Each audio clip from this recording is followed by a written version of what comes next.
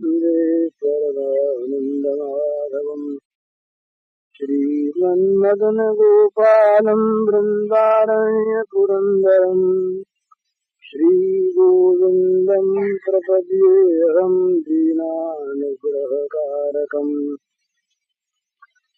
वन्दे मुकुन्दमरविन्ददलायकाक्षम् कुन्देन्दुशङ्खदशनम् शिशुगोपवेशम् इन्द्रादिदेवगणवन्दितपादपीठम् वृन्दावनालयमहम् वसुदेवसूनम् नवजलधरवर्णम् चम्पकोद्भासिकरणम् विकसितनलिनाशियम् विस्फुरन् मन्दहास्यम् करुचिदुकूलम् चारुबर्हावचूलम् कमपि निखिलसारम् नवनिगोपीकुमारम् वंशीविभूषितकरान्नवनीरदाभात् पीताम्बरादरुण पूर्वैन्दुसुन्दरमुखादरविन्दनेत्रात् कृष्णात् परम् किमपि तत्त्वमहम् न जाने।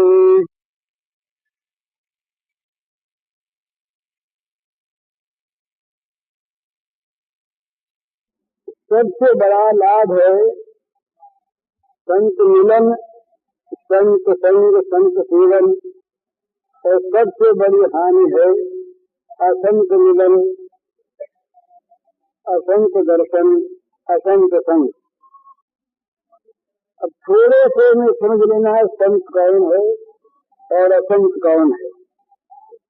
संत और असंत की बहुत बड़ी व्याख्या शास्त्रों में है और उनके नाना प्रकार के लक्षणों का वर्णन है, पर एक ही बात से संत संत का भेद करने। संत वो है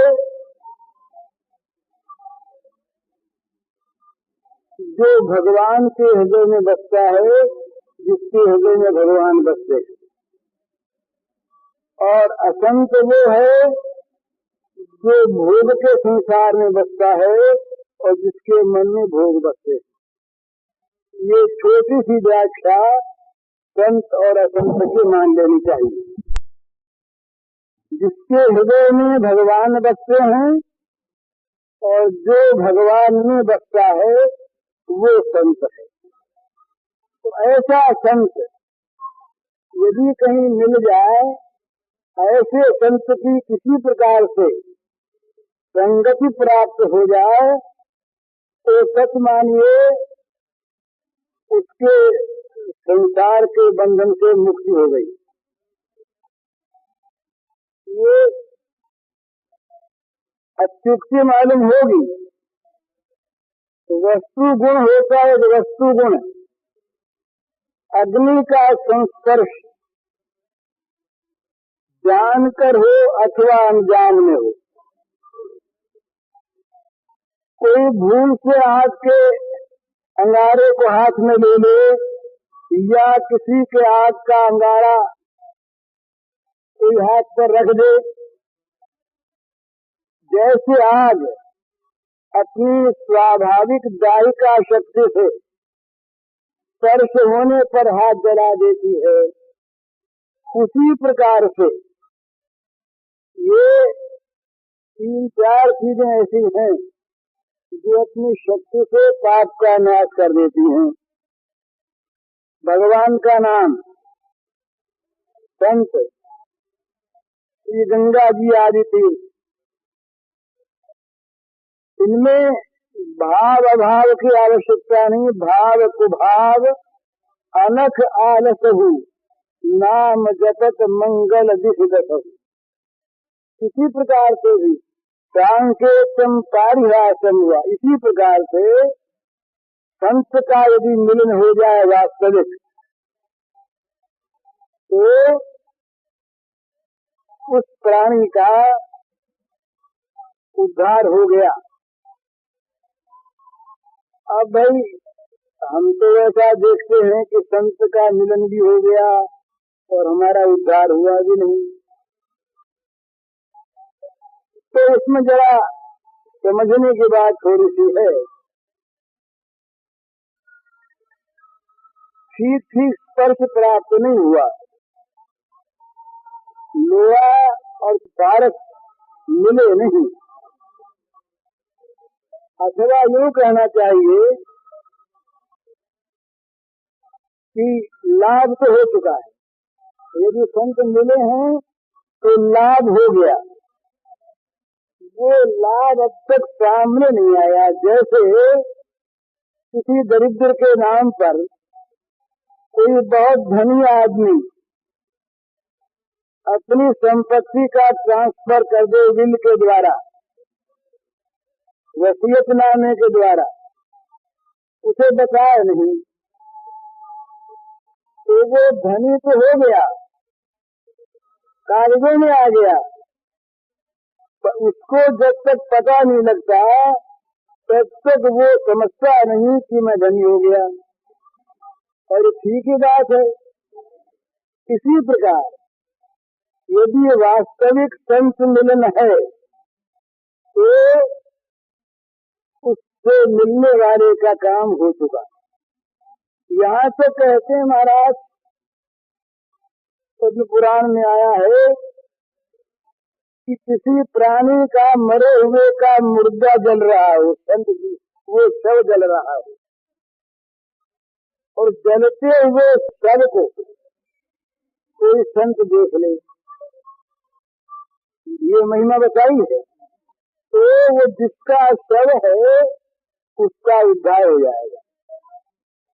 जैसे ऐसा माना है ना कि किसी मरे हुए आदमी की जली हुई हड्डियों का कोई चूरा या कुछ कण यदि गंगा में प्रवाहित कर दिए जाएं तो गंगा के स्पर्श से उनका उद्धार हो जाएगा, उसका उद्धार हो जाएगा। इसी प्रकार से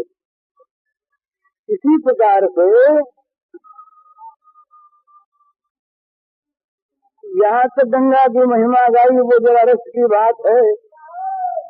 कभी जगन्नाथ बड़े और ढंग के कवि थे, गंगा के बड़े भक्त, तो उन्होंने कहा कि कस्तूरी निकलती है मृग की नाभि से, और उस कस्तूरी को जिन देवियों ने अपने हृदय पर लगाया, और वो देवियां अगर गंगा में स्नान कर गई तो क्योंकि वो जिस मृग के नाभि की कस्तूरी थी, उन मृगों का उद्धार हो जाएगा। ऐसा महात्मा माना है। बताता हूँ, ऐसा महात्मा माना है। तो ये कोई कह सकते हैं कि ये महात्मा जो हैं ये रोचक वाक्य हैं, अथवा ये जितने महात्मा बताए हैं ये सारे महात्मा अर्थ ये केवल खींचने के लिए उठोर ये काल्पनिक चीज है, पर इसको अर्थवाद को अपराध माना है। नामापराध में नाम की शक्ति को, नाम की महिमा को अर्थवाद कहना ये अपराध माना है। तो भाई फिर कर्मों का क्या होगा? शास्त्र कहते हैं कि अवश्य में भोक्तव्यम कृतम कर्म शुभाशुभम, सारे के सारे कर्म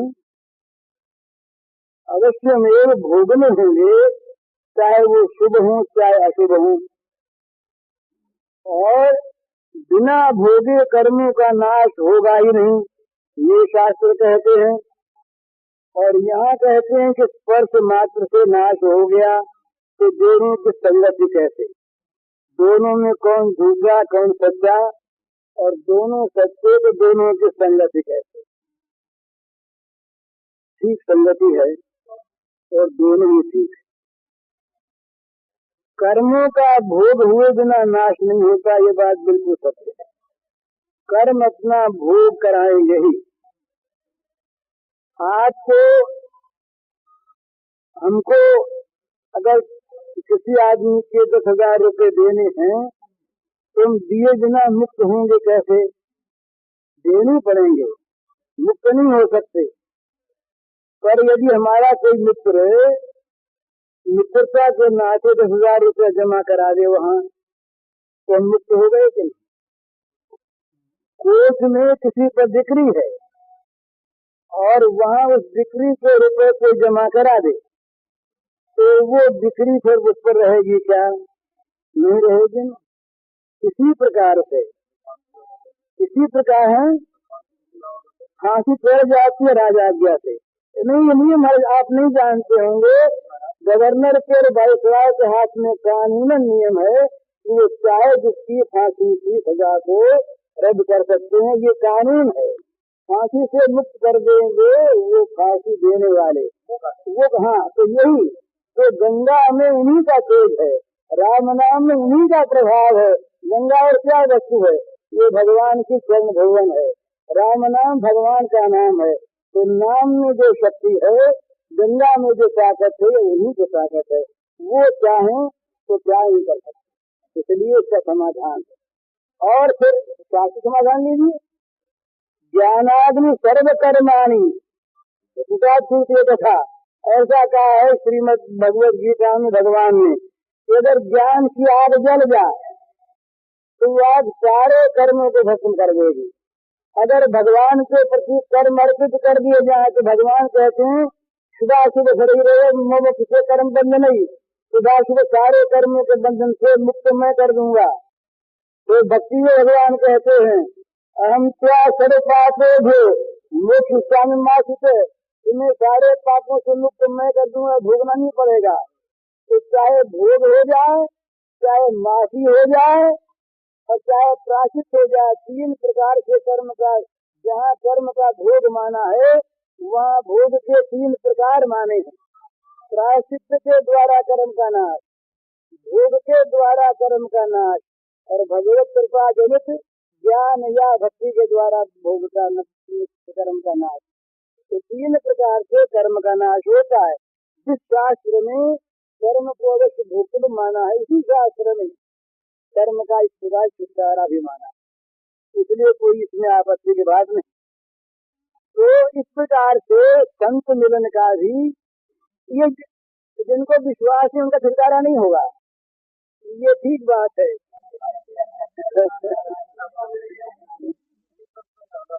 इसका सत्य होगा कहीं है ही नहीं, तो आपने माने आपका नहीं होगा, आप हमको भोग चले जाइए, आपका नहीं होगा, हमारा तो हो गया, आपने मानिए नहीं कैसे हुआ, नहीं हमारा हो गया। अब आपने मान से क्या होता है? आप न माने, आपका नहीं होगा, आपका नहीं, आप नहीं मानेंगे आपका नहीं होगा, तो हमारा तो हो गया। समझे? तो मैं ये कह रहा था कि संत मिलन, यदि संत का वास्तविक मिलन हो गया तो संत के मिलन का ये प्रभाव है स्वाभाविक। संत होना चाहिए तो उसका प्रभाव स्वाभाविक है कि वो जिससे मिला है उसके सारे बंधन को वो छुड़ा देगा। क्यों छुड़ा देगा? उसके अपने अंदर इस प्रकार की एक शक्ति है जो बंधन का नाश करती है, और संत की बंधन शक्ति के नाश करने वाली शक्ति का प्रयोग होता है दूसरों के लिए। ये संत का स्वभाव। गीता भगवान कहते हैं अद्वेष्टा सर्वभूतानां मैत्र करुण एव च निर्ममो निरहंकार सम दुख सुख क्षमी। जो भगवान के भक्त संत होते हैं वो किसी प्राणी से द्वेष नहीं करते, वो सबके मित्र होते हैं। जहाँ दुख होता है वहाँ वो दया करते हैं, पिघल जाते हैं, ममता अहंकार नहीं करते, अपने सुख दुख में समान रहते हैं और क्षमावान होते हैं। तो दूसरे के दुख को वो देख नहीं सकते। जहाँ देख नहीं सकते वहाँ क्या होता है, वो उनका जो दुख नाश करने की शक्ति है उसका प्रयोग होता है। ये संत की ही महिमा है। तुलसीदास महाराज ने बड़े सुंदर शब्दों में संत के हृदय की व्याख्या की। वो कहने लगे कि संत हृदय नवनीत समाना, कहा कभी कही न जाना। संत हृदय नवनीत समाना, कहा कभी कही न जाना। निज परिताप द्रवही नवनीता, पर दुख द्रवही संत सुपुनीता। ये महिमा वो कहते हैं कि कवियों ने संत के हृदय को बताया है नवनीत के समान, मक्खन के समान कोमल। बड़ी बढ़िया उपमा दी, मक्खन के जैसा कोमल कौन होता। तो संत का हृदय गोया मक्खन, मक्खन के समान कोमल है। तुलसीदास जी कहते हैं कि कवियों ने कविता तो दी, पर संत के हृदय के लिए ठीक बैठी नहीं। तो क्यों नहीं बैठी? मक्खन से कोमल कौन होगा? बोले कोमल तो नहीं, पर स्वयं मक्खने में दोष है। क्या दोष है? तो कहते हैं कि निज परिताप द्रवई नवनीता। मक्खन कब पिघलता है? जब खुद संताप पाता है। मक्खन को जब आंच लगती है तब कड़ा मक्खन पिघलता है अपने आंच पाकर, पर संत अपने आंच पाकर नहीं पिघलते। उन पर कितनी दुख आ जाए वो नहीं पिघलते। पर दुख द्रवई संत सुपुनीता, दूसरे के दुख को देखकर संत पिघल जाते हैं। ये संत हृदय का और मक्खन का ये भेद है। तो दूसरे के दुख को देखकर पिघल जाना और उसकी सहायता न करना, ये बनता नहीं है। ये केवल हम आंसू बहा दें किसी के दुख पर, सहानुभूति के ऊपर ही, और उसके दुख का नाश करने के हमारे में जो ताकत है उसका प्रयोग न करें, तो वो आंसू बहाना दिखावा मात्र होता। किसी को हम दुख में देखें और दुख में देख करके हमारे आंखों में आंसू आ जाए, बड़ा अच्छा है। पर उसके दुख को नाश करने की हमारे में ताकत भी है। ताकत न हो तो आंसू को याद करे, ताकत भी है। और हम केवल आंसू बहा करके हट जाएं और उसके दुखों का नाश करने के लिए अपनी ताकत का प्रयोग न करें, तो हम दयालु होते नहीं। तो संत हैं दयालु, दूसरे के दुख से संताप पाकर पिघलने वाले। तो उनके अंदर जो ताकत है, वो ताकत क्या है? संत में संसार के बंधन को नाश करने की उनमें शक्ति है। ये तो संगत बात है। संत के मिलने से क्यों किसी का उद्धार होता है? इसलिए होता है कि संत की स्वाभाविक जो बंधन नाशनी शक्ति है, जो पाप प्रनाशनी शक्ति है, उस शक्ति का प्रयोग संत के द्वारा स्वाभाविक उस जीव पर हो जाता है जो जीव संतप्त है, दुखी है। इसलिए संत का मिलन स्वाभाविक मुक्तिदाता होता है। ये युक्त संगत बात है। और शास्त्र के प्रमाण तो है। नारद जी महाराज कहते हैं कि महत का संग है वो दुर्लभो गम्यो मोघश्च। नारद जी का सूत्र है, संत का मिलना बड़ा कठिन, सहज में नहीं मिलते। संत के नाम पर हम जैसे लोग भले ही मिल जाएं, ठगने वाले। असली संतों का मिलना बड़ा कठिन, बहुत कठिन, दुर्लभ हो, बड़ा दुर्लभ संत का मिलन। और अगम्य, यदि मिल जाए तो पहचानना बड़ा मुश्किल। वो अपना विज्ञापन लगाए तो घूमते नहीं, लिखे हुए हम संत हैं, और लिखे हुए होते वो संत प्राय होते नहीं। तो संत का पता कैसे लगे? अपने पास संत को तोलने वाला कांटा है नहीं।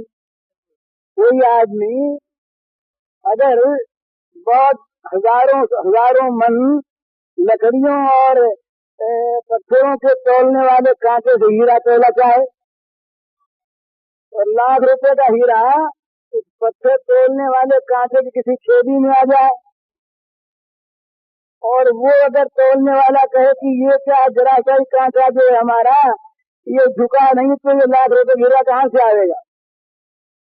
तो उससे यही कहना चाहिए कि भाई तुम्हारा कांटा हीरा तोड़ने का नहीं है, ये पत्थर तोड़ने का। इसे पत्थर तोड़ते चले जाओ, हीरा तुलेगा नहीं। तो सांसारिक आदमियों की बुद्धि संत को तोड़ नहीं सकती। वो अपनी आंख से संत को देखेंगे, हमारे कांटे पर आए तो तुम्हारे कांटे पर तो पत्थर आएगा भैया, भारी भारी, बहुमूल्य हीरा तो आएगा नहीं। तो इसलिए अगम्य संत का मिलना बड़ा दुर्लभ और मिलने पर पहचानना बड़ा दुर्लभ अगम्य। तथापि यदि संत मिल गए तो अमोघस्य, संत का मिलना व्यर्थ नहीं जाएगा, अमोघ है वो। क्योंकि उसकी जो वस्तु शक्ति है उसमें जो अपनी ताकत है। अरे भाई बरस के ऊपर हिमालय में जाके बैठ जाइए, बोले हम नहीं स्वीकार करते ठंड को, नहीं स्वीकार करते कहने से वो ठंड की जो अनुभूति है वो कैसे मिट जाएगा। न स्वीकार करो तुम, उसमें जो स्वाभाविक ठंडक है, ठंडा कर देने वाली जो ताकत है वो ठंडा कर ही देगी। आज के समीप जाके बैठिए, गर्मी मालूम होगी ही, चाहे आप गर्मी न मानते हो, न चाहते हो, न स्वीकार करते हो, न करें स्वीकार, वो तो सिर चढ़ के आपके बोलेगी कि मैं गर्मी आ गई। इसी प्रकार से संत का संग यदि वास्तव में हो गया तो संत का जिसको संग हुआ उसका उद्धार हो गया, हो जाएगा नहीं, हो गया। इस पर तो भय कहाँ लगता है ये बात कहने में। हम अगर कहें हम संत हैं तब तो हमें भय लगेगा। क्यों भय लगेगा? कि हमारे मिलने वालों का उद्धार हुआ नहीं। तुम डर के मारे कहेंगे नहीं ये बात कि भाई संत मिलने से उद्धार होता है, तो हमारे संत पर निम्बाद आ गई तो इसलिए अपने कहने में कोई हर्ज नहीं है। सच्ची बात संत की हम तो संत है नहीं, संत होते तो उद्धार होता ही, ये तो प्रमाण हुआ नहीं। तो अगर संत मिल जाए तो पक्की से पक्की बात है ये शास्त्र का निचोड़ है अमोघस्य। उसका तो दूसरा फल अर्थ लगाते हैं जो कुछ थोड़ा सा संदेहवादी है, तो कहते हैं कि कुछ फल तो होगा ही, व्यर्थ नहीं जाएगा, कुछ फल हो जाएगा, पूरा नहीं होगा। पूरा तो जानने से ही होगा। ये वैसी बात है कि आपको जानने से आज पूरी जलाएगी नहीं तो कम जलाएगी। ये जैसे असिद्ध है, आपको जानने से आप जलाए और न जानने से कम जलाए, ये जैसे असिद्ध बात है। इसी प्रकार संत जानने से संत दूर करे उसके बंधन को और न जानने से न करे, ये बात नहीं। ये संत की अमित महिमा है, जिससे को संत का मिलन हो गया, इसने भगवान का नाम ले लिया, जो गंगा में नहा लिया उसका उद्धार हो गया। हो गया, होगा नहीं, हो गया।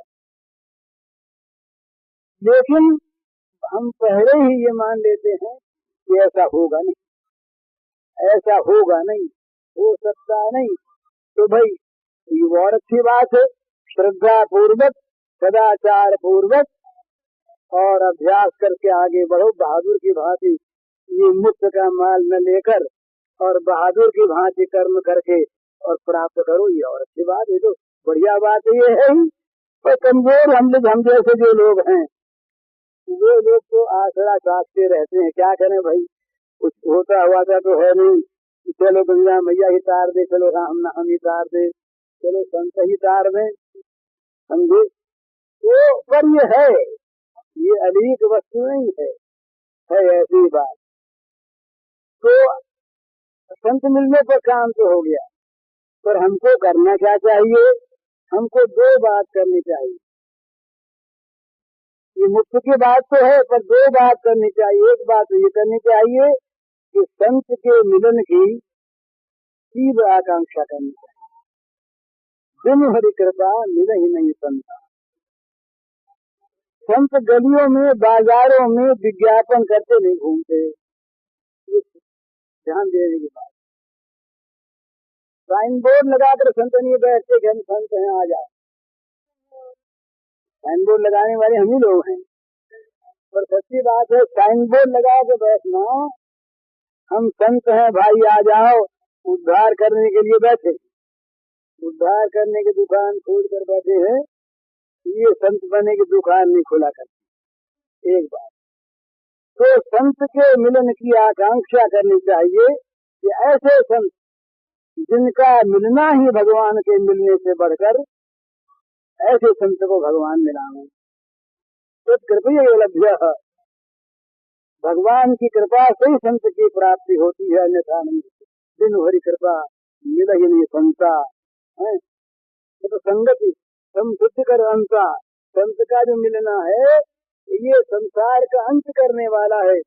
परंतु संत मिलते नहीं बिना भगवत कृपा के। तो भगवान की कृपा का आश्रय करके भगवान को पुकारे संत मिलन के लिए। एक बात। दूसरी बात, संत की परीक्षा करे। परीक्षा करने के बाद इसमें परीक्षा हम कर नहीं सकते। मैं बता रहा हूँ ना, संत की परीक्षा हम कर नहीं सकते। हमारे पास वो बुद्धि का कांटा ही नहीं है, तो संत की परीक्षा कैसे करें? परीक्षा तो नहीं कर सकते। अपने लाभालाभ के लिए हम संत चुन सकते। ये परीक्षा कैसे कि जिसके संग से, जिसकी सोबत से, जिसकी बात मानने से हमारे अंदर दैवी संपत्ति बढ़े, भगवान की ओर वृत्ति लगे, संसार से वृत्ति हटे, पापों से मन हटे, हमारे लिए वो संत है। और जिसके संग से हमारा मन भगवान से हटकर भोगों में लगे, हमारे मन में पाप वासना उठे, हमारा मन भगवान से हटे, हमारा मन विषयों की ओर दौड़ने लगे, तो समझना चाहिए कि हमारे लिए ये चाहे संत होंगे हमारे लाभ के वस्तु नहीं। इस प्रकार से अपने मन में अपने लाभ हानि की बात सोच करके संग करे। संग करे, संग करने का अर्थ साथ रहना नहीं है। संग करने का वास्तविक अर्थ है सेवन करना, उसके उपदेशों का अपने जीवन में उतारना। जिस प्रकार से हमें संत कहें उस प्रकार से हम अपने जीवन में उस प्रकार का बनने की चेष्टा करें। ये संत सेवन है। पास रहने में भी बहुत लाभ है, परंतु पास रहने की अपेक्षा भी अधिक लाभ उसके उपदेश का अनुसरण करने में है।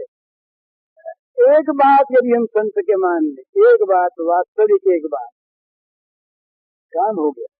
गुरु ने कहा, एक शब्द कहा, सर्वम खलविदम ब्रह्म महावाक्य, बस ये सारा का सारा केवल ब्रह्म है।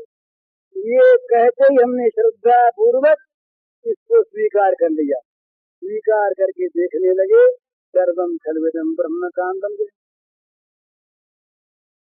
एक वाक्य भी हम ठीक ग्रहण कर ले। भगवान ने कहा वासुदेव सर्वमिति, एक वाक्य भगवान का मान लिया। हाँ दुर्लभ है, जो माने दुर्लभ है, नहीं तो कहा। हाँ, और एक बात साधन में एक बात मान ले, माम एकम शरणम ब्रज, सारा काम हो गया। भाई कहाँ कहाँ भटकते, भगवान ने तो ऐसी ऐसी दया की है। अरे बोले कहाँ कहाँ भटकते हो तुम, छोड़ो ना सब इन बकेड़ों को। यही शब्द है, सर्वधर्मान परित्यज्य छोड़ माम एकम शरणम ब्रज अहम त्वा सर्व पापेभ्यो मोक्षयिष्यामि मा शुच।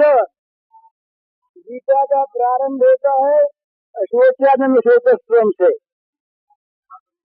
और है वहां से भी, और गीता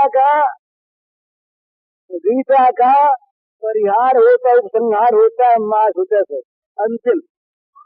और बीच की चीज गीता का प्रारंभ होता है शिष्य से हम साधिमान स्वाम प्रपन्नम से, और उसकी अपूर्णता को दूर करने के लिए भगवान को श्रृंगार करते हैं, माम एकम शरणम ब्रज। शरणागति में कसर रह गई थे, कुछ कसर तो नहीं रहती। अर्जुन के लिए शरणागति में कसर रह गई, ये हम जैसे लोग हैं तो बड़ा अपराध है। अर्जुन तो भगवान के स्वरूप है महाराज, नर नारायण, नरन से नरोत्तम, नर की भी ऊपर व्यास भगवान ने वंदना की है। लेकिन अर्जुन के कहने के बाद भगवान ने महिमा प्रकट की। अर्जुन ने कहा महाराज शिष्य से हम साधिमाम ताम प्रपन्नम, समझ में नहीं आता क्या करूं? आपका शिष्य, आपके शरणागत, आप मुझे मार्ग बताओ। इतना कहकर भगवान की बात सुने बिना ही, उत्तर दिए बिना ही अर्जुन ने अपना निर्णय दे दिया, नहीं वो मुक्ता लड़ूंगा नहीं। तो भगवान हंसे, अरे तुम पूछ रहे थे हमसे बताओ क्या करें, और हमारा उत्तर मिले बिना ही अपना निश्चय तो जब से कर दिया लड़ेंगे नहीं। हम कहते मत लड़ो तो नहीं लड़ते। अच्छा हुआ ये गीता का बीज, अगर अर्जुन जो नहीं कहते वही कहते तो अच्छी बात है, तो गीता चलती नहीं, फिर सारा खत्म हो जाता मामला वहीं पर। तो अर्जुन के ब्याज से हम लोगों पर कृपा करके भगवान ने अर्जुन के मुंह से ये कहलवाया, अर्जुन तुम कह दो। तो शरणागति में पूर्णता कब होती है? जब सारे बखेड़ों पर से चित्त हट जाता, ये भी करो वो भी करो और सब करो, और ये अलग अलग सब करो तो बड़ी झंझट है। और सबको करो एक ही के लिए, या एक ही में सब करो, या एक ही को सब कुछ मान कर करो, सब काम बन जाता। तो मान एकम शरणम ब्रज, जो जाको शरणो लियो ताको ताकी इलाज, उलटे जल मछली चले बड़े जात गजराज। बड़ा मतवाला हाथी कहीं गंगा के जोर के प्रवाह में आ जाए तो सामने चलना दूर रहा, प्रवाह में भी टिकेगा नहीं, बह जाएगा साथ साथ। तो छोटी सी मछली प्रवाह के सामने चलती, प्रवाह मछली को बहाता नहीं। हाँ जब इच्छा उपजे चले, प्रवाह उसे रोक नहीं सकता। क्यों नहीं हो सकता? जल ही उसका जीवन है, जल ही उसका आश्रय है। जल के सिवा वो किसी को जानती मानती नहीं। जल न रहा तो प्राण न रहे, बस। जल न रहा, वो आश्रय का अर्थ क्या है? आश्रय माने जीवन, आश्रय माने जीवन, प्राण। आश्रय नहीं तो जीवन नहीं। तो जल का, ये मछली का आश्रय क्या है? जल है। अगर जल नहीं तो मछली जी नहीं सकती। तो भगवान ने तुमसे कहा कि सारे आश्रयों को, सारे धर्मों का छोड़ करके माम एकम शरणम ब्रज, एक मेरे शरण में आ जाओ। फिर बोले कुछ करना कराना मेरा जिम्मा रहा। हम स्वा सर्व पापेभ्यो, कई भाष्यकार गण बड़ा सुंदर से कहते हैं पाप का कि जो बंधन करे वो पाप। तो पुण्य भी पाप और पाप भी पाप, शुभ कर्म भी पाप, अशुभ कर्म की भी पाप। बेड़ी चाहे सोने की हो और चाहे लोहे की, दोनों बांधती है। तो संसार के सुख भी बांधते हैं, संसार के दुख भी बांधते हैं। पुण्य का फल है संसार के सुख और पाप का फल है संसार के दुख। अतएव पाप पुण्य दोनों ही बंधन कारक होने से साधकों के लिए दोनों ही त्याज्य है। दोनों का त्याज्य न हो, ऐसी अवस्था में पुण्य करे, और पुण्य करके अगर वो बुद्धिमान हो तो सकाम भाव छोड़ दे तो वो पुण्य भगवान की पूजा बन जाते। तो इस प्रकार से सबका आश्रय छोड़कर केवल जो भगवान के आश्रय में आ जाए उसको भगवान की प्राप्ति हो गई।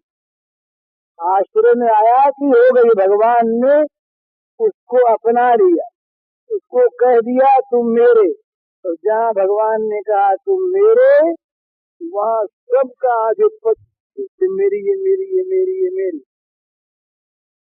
इतने में राजा की सवारी आई, राजा ने पहचान लिया ये तो अपने महल का हार था, ये सब मेरी मेरी करते हैं। राजा ने कहा खबरदार क्या मेरी मेरी कर रहे हो, ये तो हमारा हार है आपका।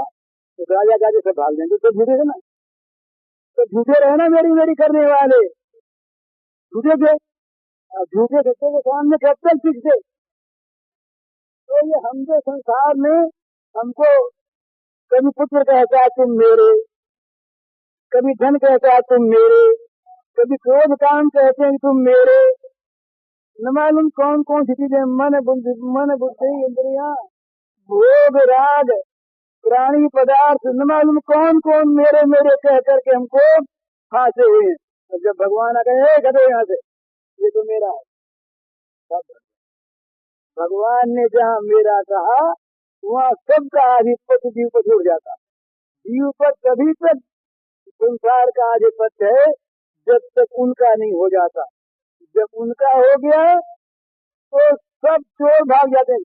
वो भागवत का श्लोक ब्रह्मश्रुति में है, सावत रागादयस्तेना सावत कारागृहं गृहं सावन मोहो गृह्णगरो यावत कृष्ण न ते जनाः।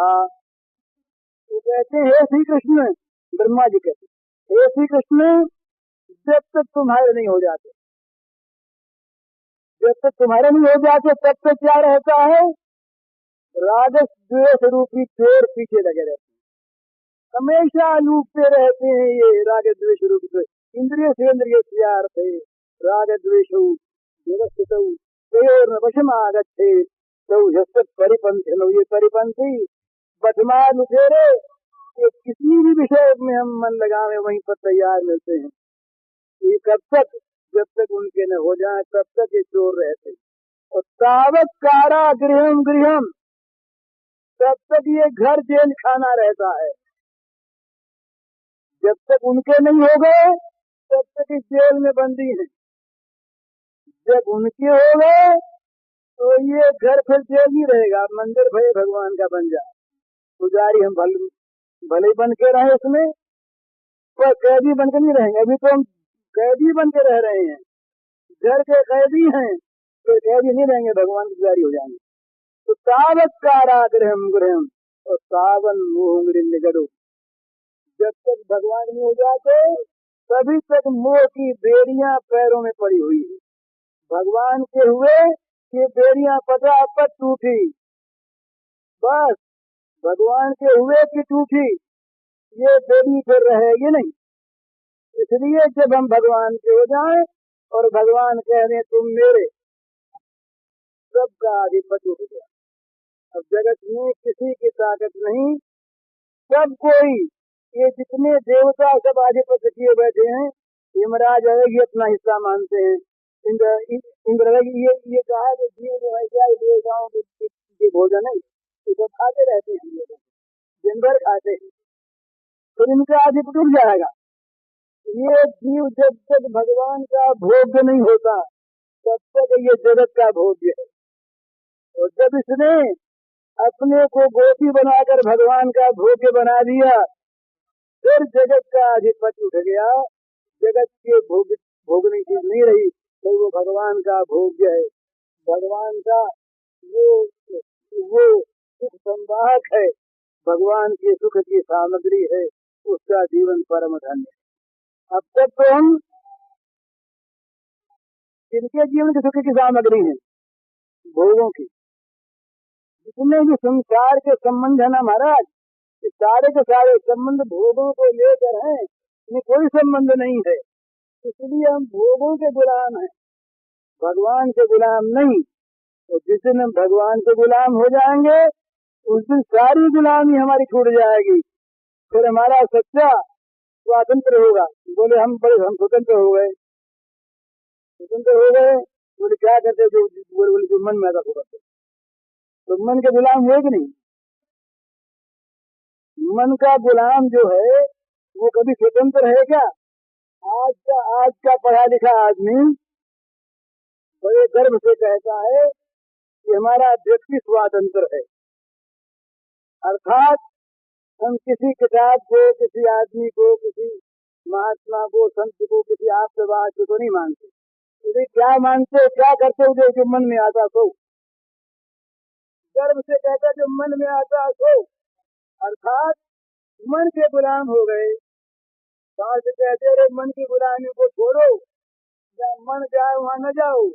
मन लोभी, मन लालची, मन चंचल, मन चोर, मन के मते न चालिए, पलक पलक मन और। मन के मते, फिर अभी तो मन ये कहेगा करे लगेगा। मन लोभी, मन लालची, मन चंचल, मन चोर, मन के मते न चालिए, पलक पलक मन और। पर जो मन के गुलाम वो भगवान के दास कैसे। इसलिए जब तक हम भगवान के दास नहीं होते तब तक हमारी गुलामी कभी दूर नहीं होगी, चाहे हम अपने उस गुलामी को परम स्वातंत्र कह दें। इसमें क्या हमारे वो मौलवी लियाकत हुसैन थे कलकत्ते में स्वदेशी आंदोलन में, हमारे साथी रहे। तो वो उन्होंने एक दुकान खोल रखी थी, नकली दुकान थी, क्रांतिकारी आदमी थे। दुकान में को 2-4 रुपए का सामान चोरी का था। उसका नाम रखा था कुबेर भंडार। दुकान का नाम था कुबेर भंडार। सोनवाली स्ट्रीट की गली में दुकान, उसमें 2-4 रुपए का सामान मुश्किल थे। हाँ, इसी प्रकार से हम अपना नाम कुछ भी रख लें। नाम रखने से चीज नहीं आती। जब तक वस्तुतः उस प्रकार की स्थिति नहीं है, वो वस्तु नहीं है, तब तक नाम का कोई मूल्य नहीं, कोई मूल्य नहीं। इसलिए हम भगवान के वास्तव में हो जाए। भगवान कह रहे हैं हमारे, तो हमें अनुभव होगा फिर स्वतंत्रता का। जगत की कोई भी स्थिति हमारे मन को डुला नहीं सके। अब तो जरा सा प्रतिकूलता का भाव दिखा कि चिंता हो जाती है, क्या होगा भाई। ये चिंता क्या सिद्ध करती है? चिंता सिद्ध करती है कि हम किसी चीज की आशा रखते हैं, हम किसी वस्तु के गुलाम हैं। बड़ी चिंता, कभी दुख कभी सुख। सुख भी गुलामी का होता है। वो वस्तु न मिली तो सुख नहीं होगा ना। तो सोचिए ना, हमारा सुख क्या है?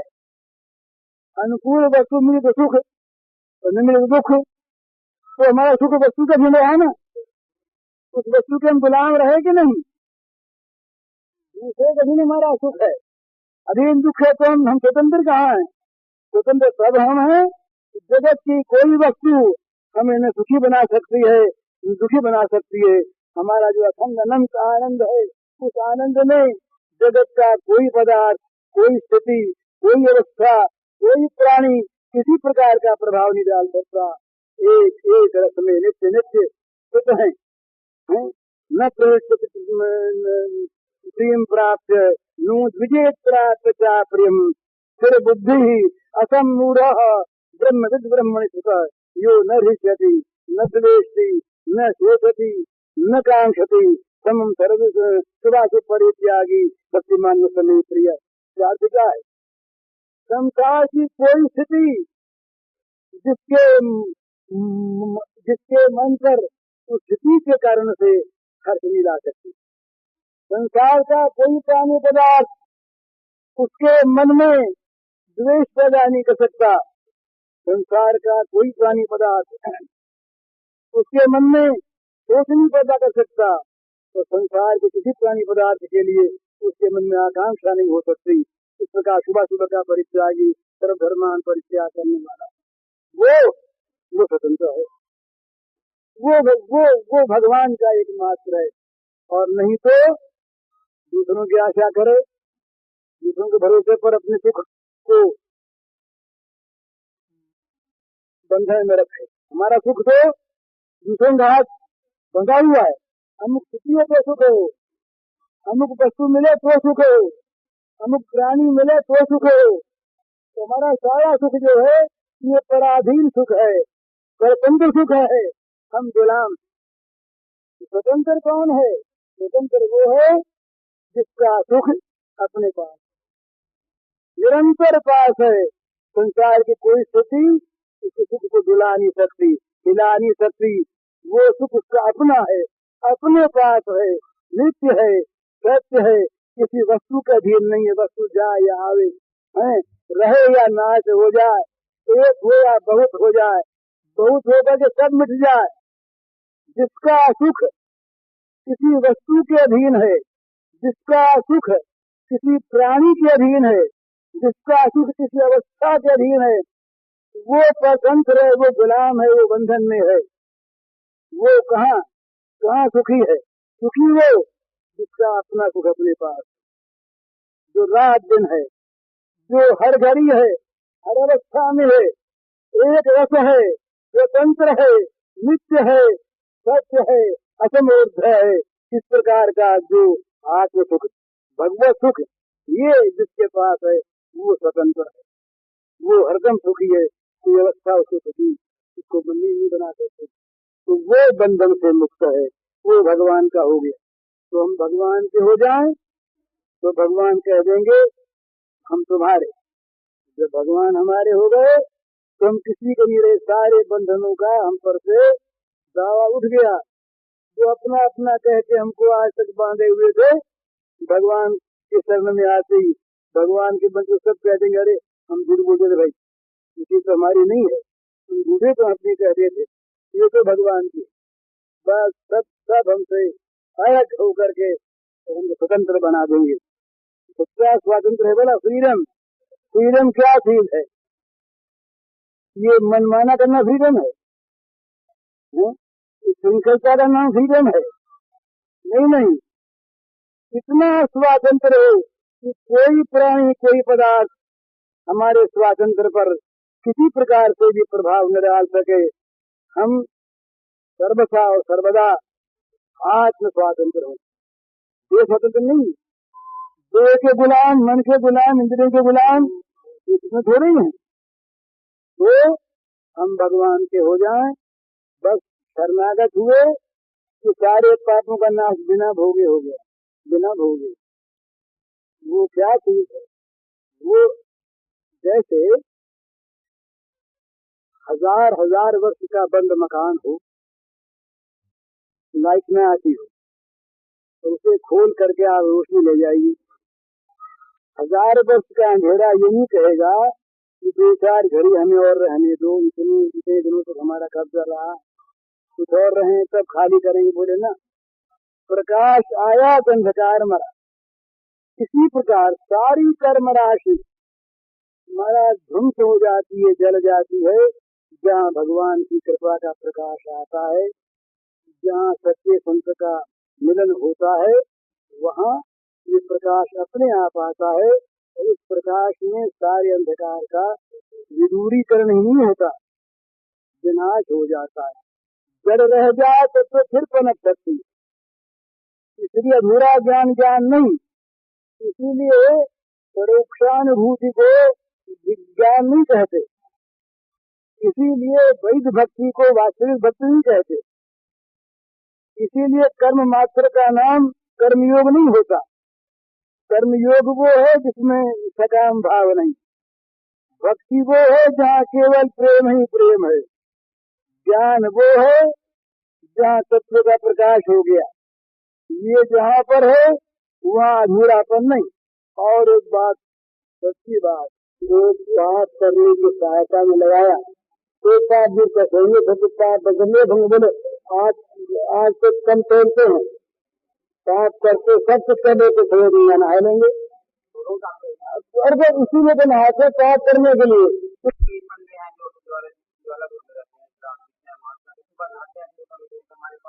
आज उनके बात पर बोलेंगे, वो जो मांस खाने के लिए, शराब पीने के लिए गंगा का सहारा राजा सब पाप माफ कर देते हैं, कर सकते हैं। लेकिन कोई कहे कि आप पहरा दो और हम पाप करें तो क्या होगा? जैसे गंगा पूर्व के सारे पापों को नाश कर देती, पर गंगा ये नहीं कहती कि तुम हमारा सहारा लेकर के रोज पाप करो। तो हमारा जो गंगा का सहारा लेकर रोज पाप करते हैं वो तो गंगा का भी तो अपमान करते हैं, तो उनका पाप नाश नहीं होगा। इस बात नहीं कह सकते, दोनों बात हम कहते हैं। तो राम नाम से, गंगा स्नान से, संत मिलन से पाप नाश होगा ही होगा ही होगा ही। इसमें हमको कोई संदेह नहीं, हमें कोई संदेह नहीं ना इसमें। हम आपकी बात मान करके क्यों कह दें, हमारा अनुभव हमने कहा, हमने कुछ खाई, आप कहते इसका स्वाद ये नहीं है, हम कहते हैं आपको नहीं आया, आप न माने, हमको स्वाद आया, हम कैसे आपकी बात को मान करके अस्वीकार कर दे कि स्वाद नहीं आया। लेकिन साथ साथ ये मानते हैं, ये हम कहते हैं, बार बार कहते हैं कि राम नाम के भरोसे, राम नाम की सहायता लेकर, गंगा की सहायता लेकर, संतों की आड़ लेकर, भगवान की आड़ लेकर जो पाप करते हैं उनके पाप भूलते नहीं, उनके पाप तो और भी बदलेत होते। पूज्य श्री भाई जी के इस प्रवचन का शीर्षक है संत महिमा। इसका कैसेट संख्या है 150। यह प्रवचन पूज्य श्री भाई जी ने गीता भवन स्वर्गाश्रम में 23 जून 1958 को दिया।